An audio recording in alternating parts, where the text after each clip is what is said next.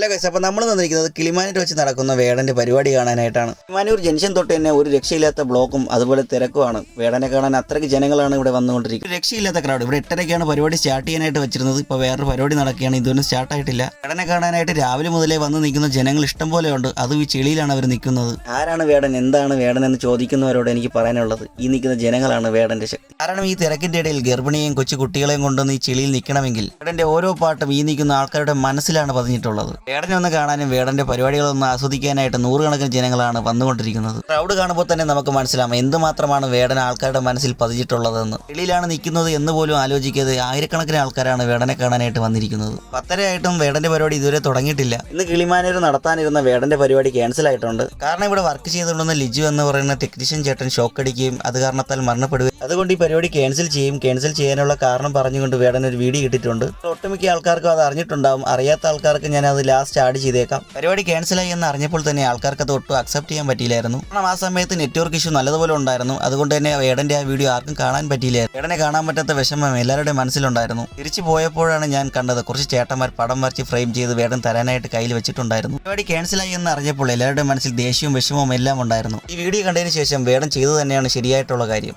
കാണാൻ പറ്റാത്തവർ ആരും വിഷമിക്കേണ്ട കാര്യമില്ല. ഇന്നല്ലെങ്കിൽ നാളെ നമ്മൾ കാണുമെന്നുള്ള പ്രതീക്ഷയിൽ തിരിച്ചു പോകുന്നു. അപ്പോൾ വേടൻ പറയുന്ന ആ വീഡിയോയുടെ കുറച്ച് ഭാഗം ഞാൻ ലാസ്റ്റ് ആഡ് ചെയ്തിട്ടുണ്ട്.